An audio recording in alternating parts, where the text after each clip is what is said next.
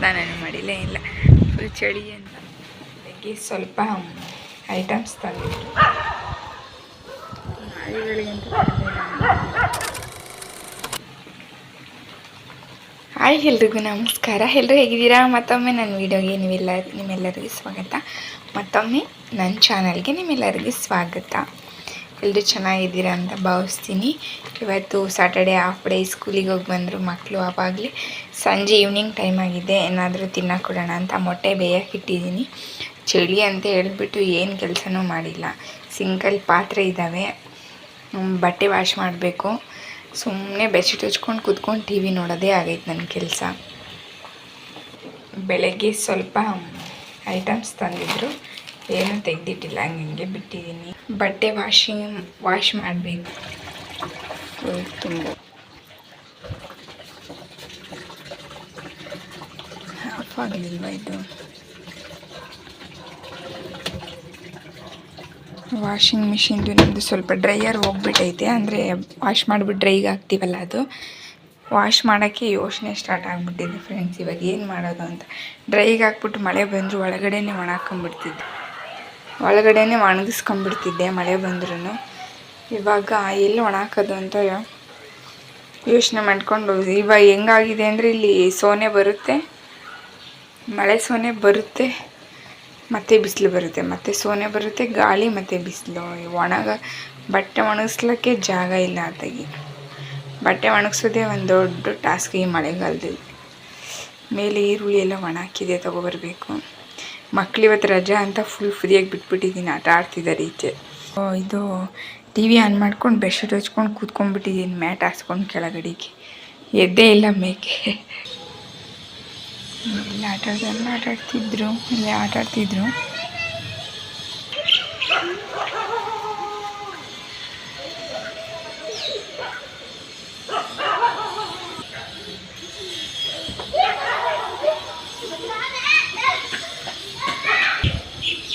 ಸುಮ್ಮನೆ ಆಟಾಡಲಿ ಅಂತ ಬಿಟ್ಬಿಟ್ಟಿದ್ದೀನಿ. ಸ್ಲಿಪ್ಪರ್ ಬೇರೆ ಇಟ್ಟೋಗವ್ರೆ.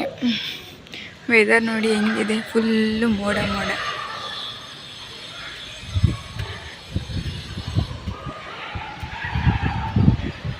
ಏನು ಬಟ್ಟೆ ತೊಳೆದು ಒಣ ಹಾಕೋದು, ಎಲ್ಲೂ ಒಂಚೂರು ಮೋಡ ಇದಾಗಿದೆ ಅನ್ನಂಗೆ ಇಲ್ಲ. ಫುಲ್ಲು ಮೋಡ ಇಲ್ಲ, ಬಟ್ಟೆ ತೊಳೆದ ಮೋಡ ಇಲ್ಲ, ಬಿಸಿಲು ಮಳೆ ಬರಲ್ಲ ಅನ್ನೋ ಹಾಗೆ ಇಲ್ಲ. ಫುಲ್ ಗಾಳಿ ಮತ್ತು ಮಳೆ, ಅಲ್ಲ ಹನಿ ಥರ. ಟೆರೆಸ್ ಮೇಲೆ ಬಂದೆ, ಈರುಳ್ಳಿ ಒಣಹಾಕೋಕ್ಕಿಟ್ಟಿದ್ದೆ, ತೊಗೊಂಡು ಹೋಗೋಣ ಕಾಣಿಸ್ತಿದ್ದೆ. ಸ್ನಾನನೂ ಮಾಡಿಲ್ಲ ಇಲ್ಲ, ಫುಲ್ ಚಳಿ ಅಂತ ಬೆಡ್ಶೀಟ್ ಹಚ್ಕೊಂಡು ಕೂತಿದ್ದೆ. ವೆದರಿಗೆ ಅಂತೂ ಏನು ಕೆಲಸ ಮಾಡೋಕ್ಕೂ ಮನಸ್ಸೇ ಇಲ್ಲ, ಅಷ್ಟೊಂದು ಚಳಿ. ನಾಯಿಗಳೇನು ಸಣ್ಣ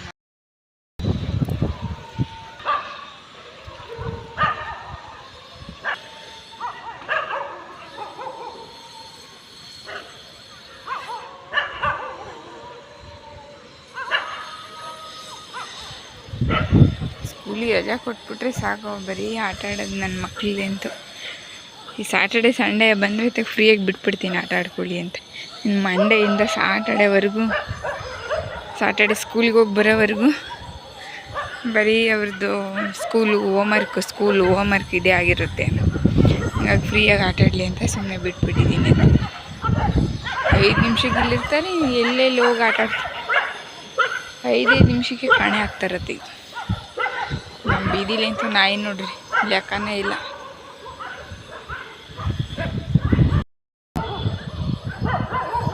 ನಾಯಿಗಳಿಗಂತೂ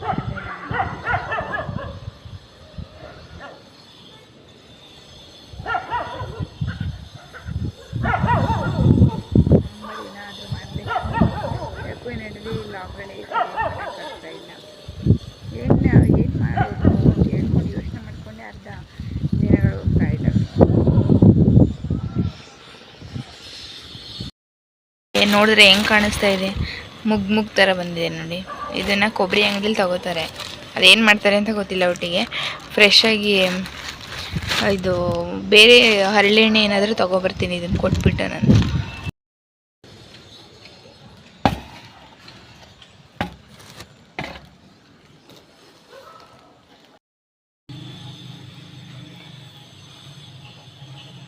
ಬೆಂದಿದ್ದಾವೆ ಬಿಡಿಸ್ಕೊಡ್ ಎಲ್ಲ ಸಿಪ್ಪೆ ಎಲ್ಲ ತೆಗೆದುಬಿಟ್ಟು ಇಟ್ಟಿರ್ತೀನಿ ಬಂದಮೇಲೆ ಕೊಡೋಣ ತಿಂತಾರೆ. ಡ್ರೈ ಫ್ರೂಟ್ಸು ಬೇರೆ ತಂದಿಟ್ಟಿದ್ದಾರೆ ನಮ್ಮ ಮನೆಯವರು. ಡ್ರೈ ಫ್ರೂಟ್ಸು ತಂದಿಟ್ಟಿದ್ದಾರೆ ನಮ್ಮ ಮನೆಯವರು. ಮಾಡೋಕ್ಕೆ ಕೆಲಸ ಇಲ್ಲ ಅಂತ ಅಂತೀನಿ ನಾನು. ಆದರೆ ಮಕ್ಕಳು ಈ ಟೈಮಲ್ಲಿ ಡ್ರೈ ಫ್ರೂಟ್ಸ್ ತಿಂದು ಯಾವಾಗ ತಿಂತಾರೆ? ಒಂದ್ಸರಿ ಬೈತಿರ್ತೀನಿ, ಮಾಡೋಕ್ಕೆ ಕೆಲಸ ಇಲ್ಲ ಕಣ್ರಿ, ಅವ್ರು ಏನು ತಿಂದರೂ ದಪ್ಪ ಆಗೋಲ್ಲ, ಹೊಟ್ಟೆ ತುಂಬ ರಾಗಿ ಮುದ್ದೆ ಮಾಡ್ಕೊಡೋಣ ಅಂತ. ಆದರೂ ಸುಮ್ಮನೆ ಹಂಗೆ ಅಂತೀನಿ. ಆಮೇಲೆ ನಾನು ಒಂದ್ಸರಿ ತೊಗೊಬನ್ನಿ ಡ್ರೈ ಫ್ರೂಟ್ಸ್ ಅವ್ರಿಗೆ ಅಂತೀನಿ. ನನ್ನ ಮಗ ಜಾಸ್ತಿ ತಿಂತಾನೆ ಡ್ರೈ ಫ್ರೂಟ್ಸ್, ಬಾದಾಮಿ, ಡೇಟ್ಸು, ಇದು ವಾಲ್ನಟ್ಟು, ಪಿಸ್ತಾ, ಗೋಡಂಬಿ ಎಲ್ಲ, ಮತ್ತು ಮೊಟ್ಟೆ ಇವೆಲ್ಲ ಬೇಯಿಸ್ಕೊಡ್ತಿರ್ತೀವಿ. ಅದನ್ನು ನೋಡ್ತೀರ ನೀವು ಕೆಲವೊಂದು ವೀಡಿಯೋಸಲ್ಲಿ, ದಪ್ಪನೇ ಆಗೋಲ್ಲ. ಏನು ಮಾಡೋದು ಅಂತಲೇ ಗೊತ್ತಿಲ್ಲ, ಏನು ತಿಂದರೂ ದಪ್ಪ ಆಗೋಲ್ಲ ಅವರು. ನಮಗೆಲ್ಲ ಆವಾಗ ಯಾವ ಡ್ರೈ ಫ್ರೂಟ್ಸ್ ಇಲ್ಲ, ಯಾವ ಮೊಟ್ಟೆನೂ ಇಲ್ಲ. ಸೀಬೆಹಣ್ಣು, ಇವಾಗ ಎಲ್ಲಾದರೂ ಹೋಗ್ಬೇಕಾದ್ರೆ ಹಿಂಗೆ ರೋಡ್ ಸೈಡಲ್ಲಿ ಸೀಬೆಹಣ್ಣು ಕಾಣಿಸ್ತೀರಿ, ಸೀಬೆಹಣ್ಣು, ಹಲಸಿನ ಹಣ್ಣು, ಈ ರಾಗಿ ಮುದ್ದೆ, ಇದನ್ನೇ ನಾವು ಜಾಸ್ತಿ ಸೊಪ್ಪು ಇದನ್ನೇ ತಿನ್ಕೊಂಡು ಬೆಳೆದಿದ್ದು ನಾವು. ಈಗಿನ ಮಕ್ಕಳಿಗೆ ಡ್ರೈ ಫ್ರೂಟ್ಸು ವೆರೈಟಿ ಅವೆಲ್ಲ ಕೊಟ್ರೂ ದಪ್ಪ ಆಗೋಲ್ಲ, ಏನು ಮಾಡೋಕ್ಕಾಗಲ್ಲ. ನಾನು ಸ್ವಲ್ಪ ತಿನ್ನೋಣ ಅಂತ ಕಟ್ ಮಾಡ್ಕೊಂಡಿದ್ದೀನಿ ಸೌತೆಕಾಯಿ, ಮೊಟ್ಟೆ. ಅವರು ಬಂದಮೇಲೆ ಸ್ವಲ್ಪ ಹಾಗೆ ಬಿಸಿ ಇರಲಿ, ಇವಾಗ ಸಿಪ್ಪೆ ತೆಗೆದಿಟ್ಟರೆ ಸ್ವಲ್ಪ ತಣ್ಣಗಾಗ್ಬಿಡುತ್ತೆ ಅವ್ರು ಬರೋ ಅಷ್ಟರಲ್ಲಿ. ಹಾಗೆ ಮುಚ್ಚಿಟ್ಟಿರೋಣ ಅಂತ ಹಾಗೆ ಮುಚ್ಚಿಡಬೇಕು. ಹಾಗೆ ಮುಚ್ಚಿಟ್ಬಿಟ್ಟು ಇದನ್ನು ನಾವು ಇವಾಗ ತಗೊಳ್ಳುವ, ಸಿಗುವ ಬನ್ನಿ ಮತ್ತೆ.